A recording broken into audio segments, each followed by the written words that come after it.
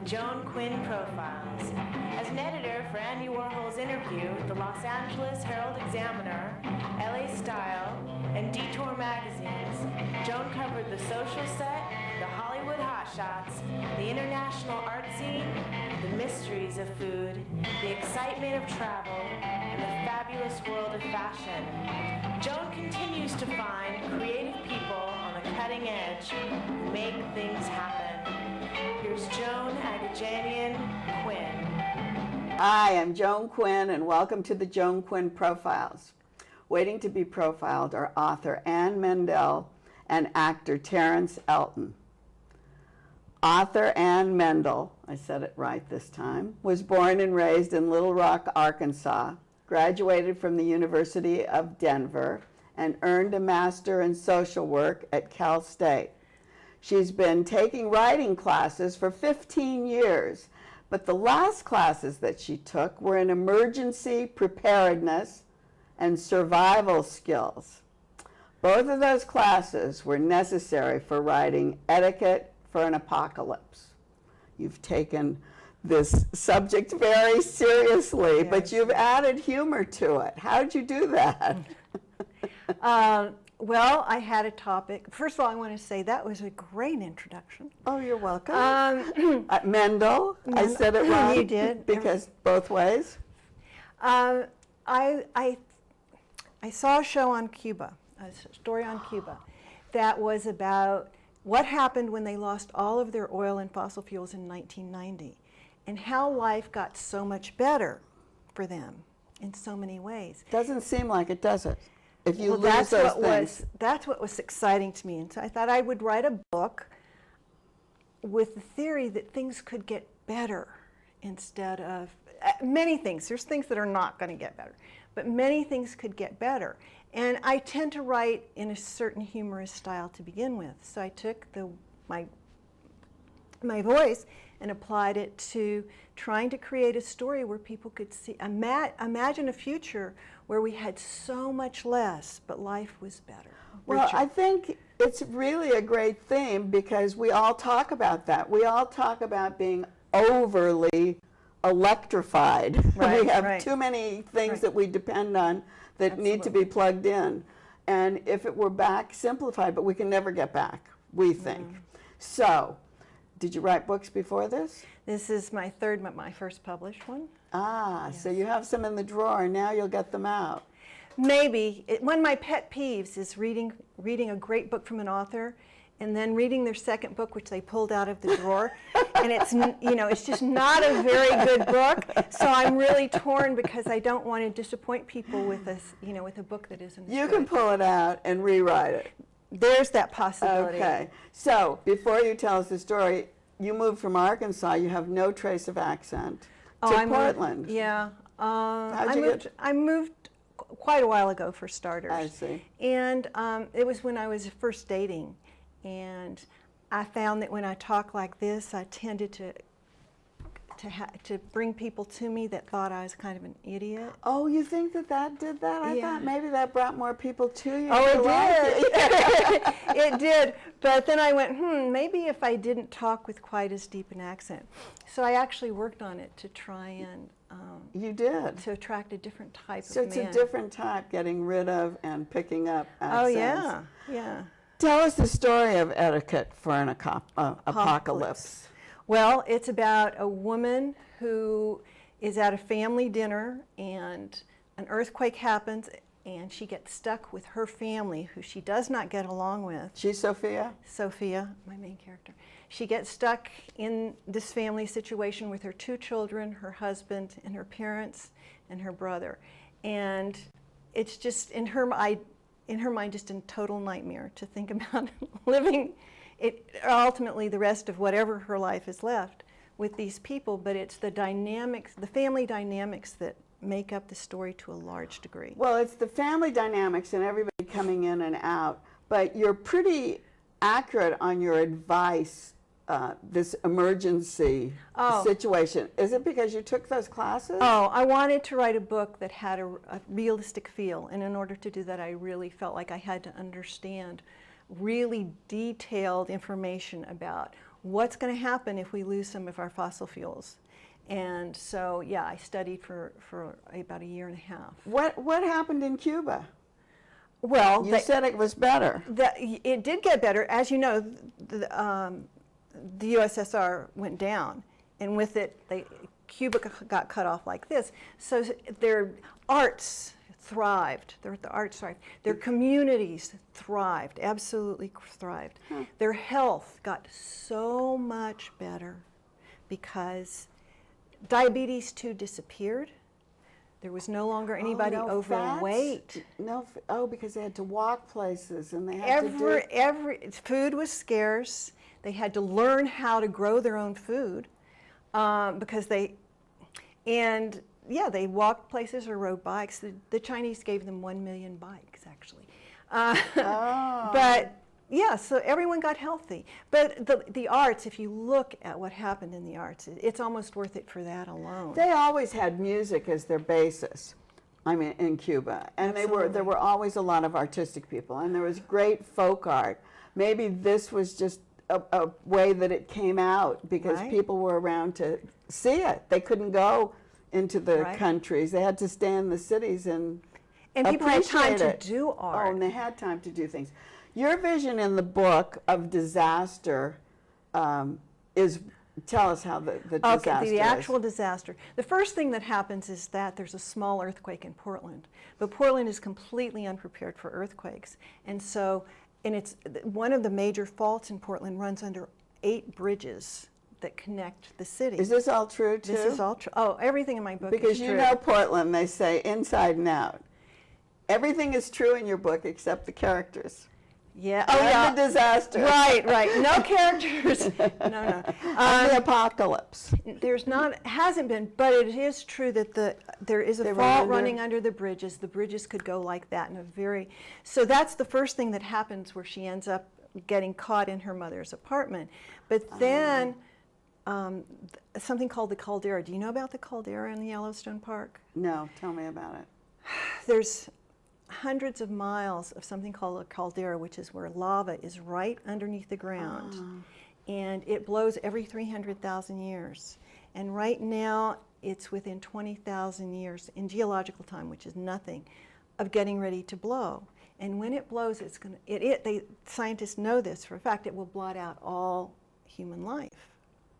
So how I set my book up was that the caldera blows because of all the fracking that we're doing, by the way, and which I'm very, very concerned. Oh, the fracking, I know. I'm very concerned about it.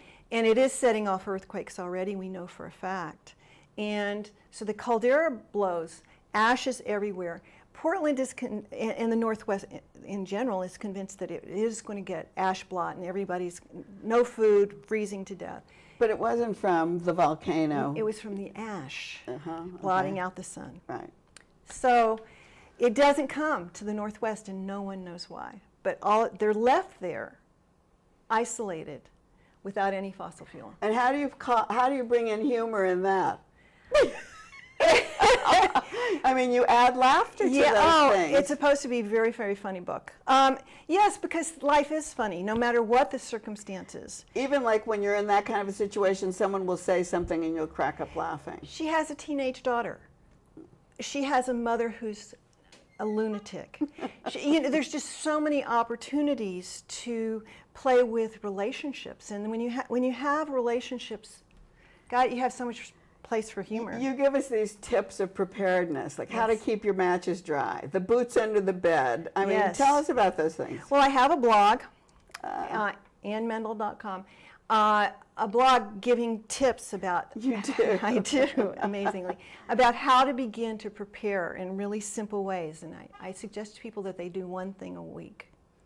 And one of the things is to take your hiking boots and keep them under your bed. Because if anything happens almost anywhere, the first problem is that glass gets everywhere. And getting out of your bed is very hard if you're barefoot. I read that, I know, that was smart. And then you put your matches in... You can keep your matches waterproof dry. Matches by putting them in turpentine. Yeah, that's you can use lint, pocket lint, to start a fire It's very flammable. So there's all these little tips. You say that the skills that we have in everyday life transfer into this end of the world situation. Well, one of the themes in the book, which I also find extremely amusing, is that the skills that we have as a mother right. translate beautifully into survival skills. And in this case, because it's a mystery and it's a thriller, that she's put in charge of all the espionage. And her mother says to her, just use the mother skills that you have and you'll be great. And so she's constantly being a mother, thinking, what would a mother do? And that's how she solves problems. The one thing, though, is it's not only a mother, it's a woman gathering information. A woman who knows Are we how good to or are we listen. good? Well, you know how to gather information. Yeah, exactly. And then those little things are the things that help you go on to larger things. One other thing that happens in the book is the manners. You went to charm school. I did. And this woman is very aware of etiquette. I mean, etiquette is in the title. It is.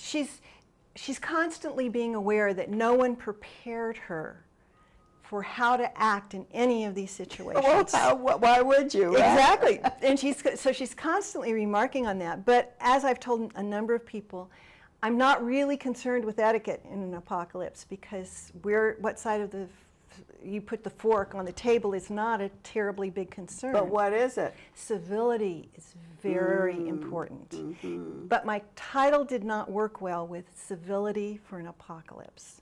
So But etiquette sounds great. It's like a catchphrase. It is.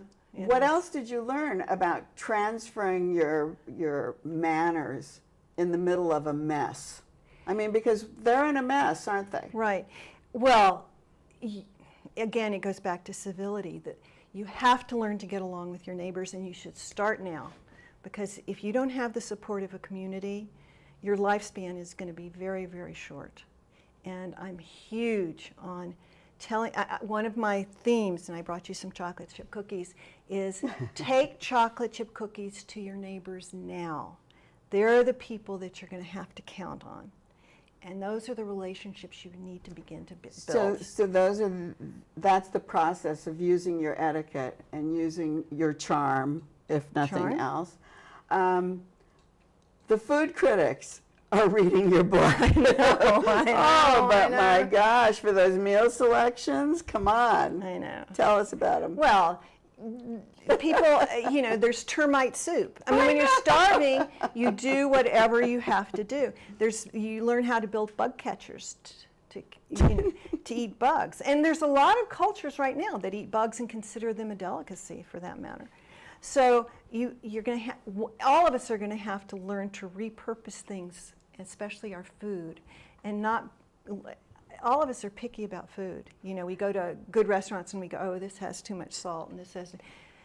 I don't think it's going to be like that. I think food's going to become very, very important in terms of simple things. And we talk about normal. What is normal in the world order? Because what you're talking about, the food, one thing is not normal in the place you're talking about. Well, I actually believe that what we consider normal right now is very temporary, and that with the price of oil going up, bringing in food to places is going to become very, very difficult. We are not going to get strawberries from Chile, and we're not going to. Right. We just can't afford. I mean, there's some people, a handful of us, that probably could, but the vast majority of people, their food choices are going to become very, very narrow. And unless you learn to grow your own food, your eating is going to be very limited. One more tip. That's one more tip that we have to learn, and we love to eat, don't we? Yes, but grow your own food. Learn to grow it. We grew our own lemons today, so that's okay. Great. Our time ran out. One thing I wanted to mention was the little quotes at the beginning of each chapter. Yeah. Did you pick those? Oh, yeah. They're beautiful. Thank you. And the book is really intriguing. I mean, I loved it when you talked about his Oreo eyes. You just brought so much to life. Thank you, Anne. Oh, my pleasure. Thank you. Yes. And thanks for watching this part of the interview. We'll be right back with Terrance Elton.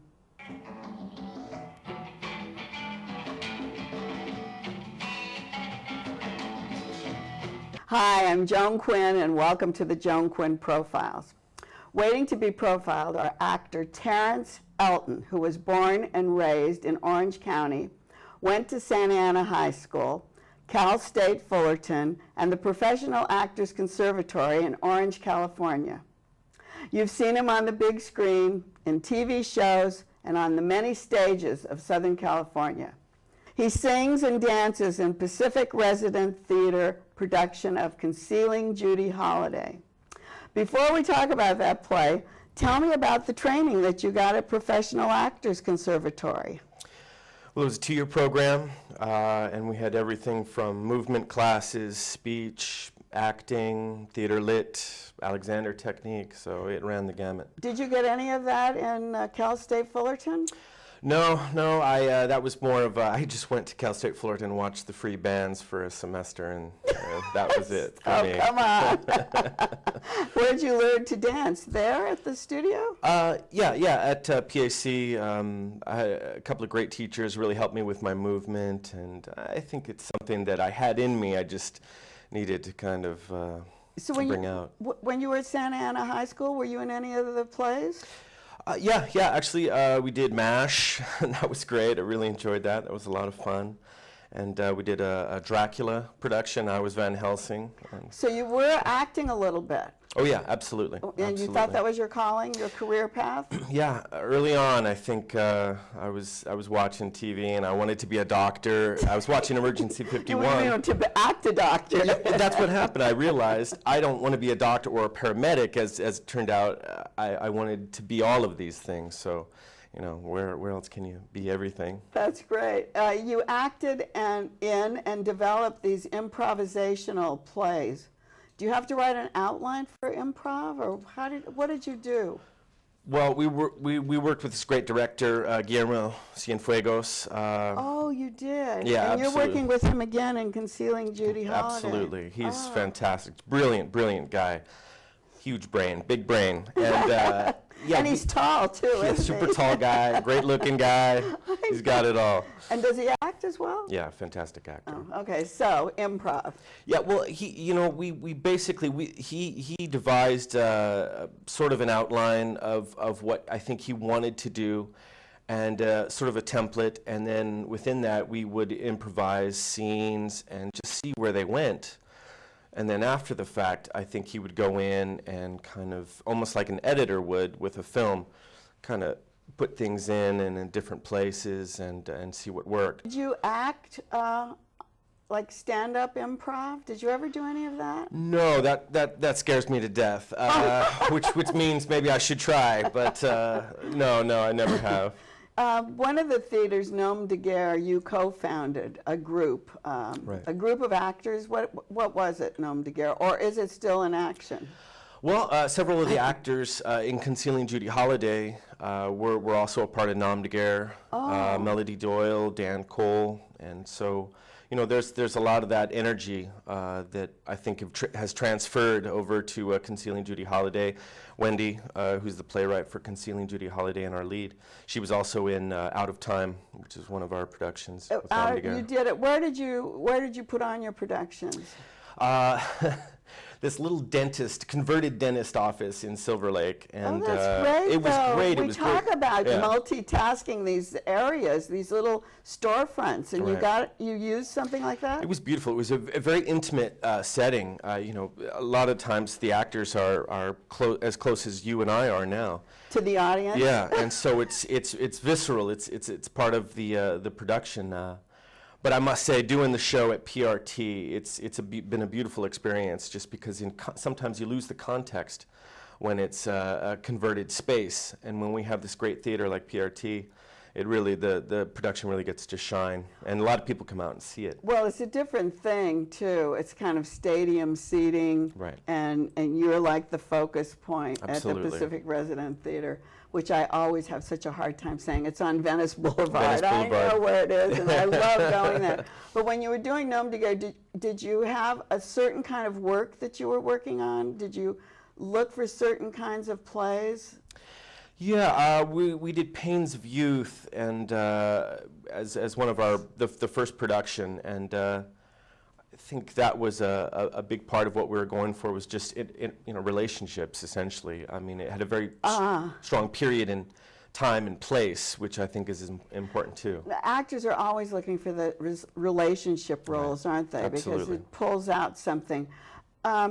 You talked about working in this little converted space, but did each member of the company have a duty to perform? Did someone do the lighting, someone do something else? Well, we did a lot of work to transform this space. So we did a lot of instruction and building, and so yeah, there was a lot of blood, sweat, and tears. Did you all work together? Absolutely, absolutely. Because I think that brings a company together. And really also does. it looks like something when you're actually performing.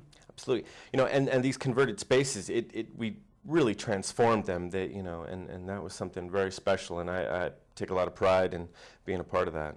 We've talked about concealing Judy Holliday over and over because it seems to be moving through our conversation today. But how did you get involved in it?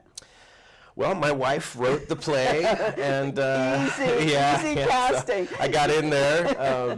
She said she wrote that role for you. She did. She's a fantastic actor, and as it turns out, incredible playwright. You know, when I was watching it, I thought, boy, that was a real kiss they gave each other on the stage. I wish it was all acting. But, it was, wasn't it? Tell us about your roles. You play a couple of roles? Yeah, Ezio Pinza, the great play Italian several, opera singer, Bob Hope, Say No More, and her husband? yeah, her husband David Oppenheim. Then there's a couple of the reviewers, this kind of vaudevillian group that she was in when she was very young, Adolph Green. And I play a wacky psychiatrist, kind of Viennese psychiatrist. How do you change from all those? You're always running backstage, or you're getting your mind around them? How do you do it? Because everybody you talked about is different. Yeah, absolutely. And it was such a challenge. I really enjoyed the challenge of it, and that was a lot of work. And it was a great play to start with. And what about the costuming? Did that help you when you changed your... Actually, I stay in the tuxedo, and that really pants, helps. right? Yeah, there are little variations with the glasses for the psychiatrist and everything. But Guillermo was an integral part. Your voice? Well, that's kind of one of my little things that I think I just had innate. Also I worked on it a lot in school, and certainly for this production. The accents and singing is not my forte. You were singing and dancing. Did you research David Oppenheim? Is that his name, Oppenheim? Yeah, actually, I went straight to Wendy, the source. She's been working on this for nearly a decade, and she had a plethora of information on everybody. So the playwright, Wendy Johnson, your wife, is the lead. She plays Judy Holliday, and I think the opening scene is brilliant in bed. Yeah. But then the way they bring the sheets out and they just make the stage before you. Yeah, there's a transformation right there. I think it really sets the tone for this kind of avant-garde piece, if you will. It's also, it's non-linear, but it also has these moments that take their time and have the relationships, but it is kind of a fever dream. One thing, how much is true?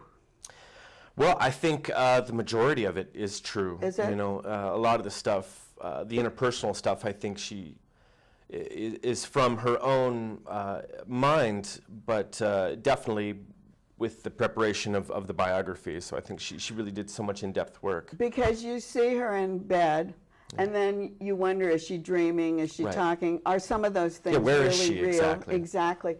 And the other thing that I thought was so brilliant, and it was the same kind of thing I saw in the staging of Don Giovanni at Disney Hall, were those platforms. Yeah. You have the actors, or Guillermo had the actors up on platforms. Yeah. How safe did they feel?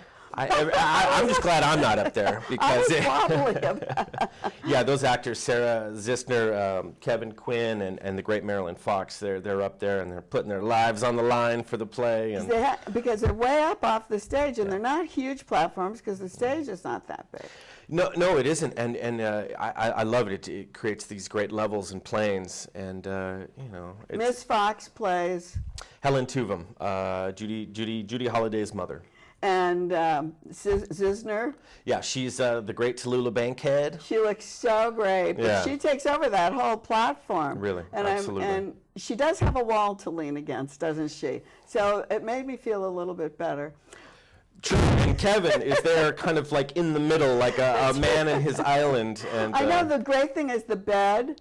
Things get hidden behind the bed, and you guys come out, and you're dancing and singing and working so hard. Yeah.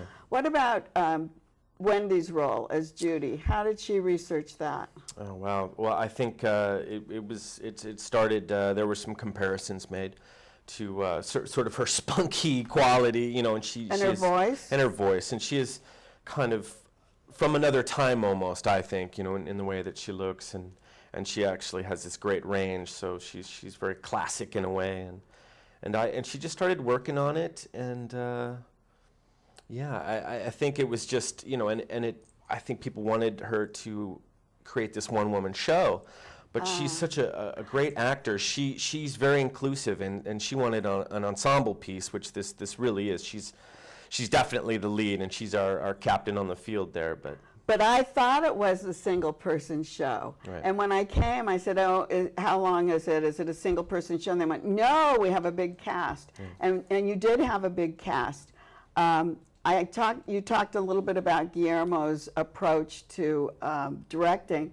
And I think he must be a director's director, because the night I was there, Michael Peretzian was there, Rick Sparks, and those are like great theater directors. So they came to see the play, and they came to see all of you. Absolutely, and he was a student of Jack Fletcher's at ACT, who's a great theater director, and so yeah, I think he's just going along and doing his vision, you know, which is really something quite impressive, and he works great with the actors too. I think he really understands the journey for us personally out there on the fields, you know. But he has a great vision along with Wendy. They both worked so hard together, and you can tell the play is great. I hope it goes to off-Broadway. I don't know what plans you have for it, but it looks like an off-Broadway production.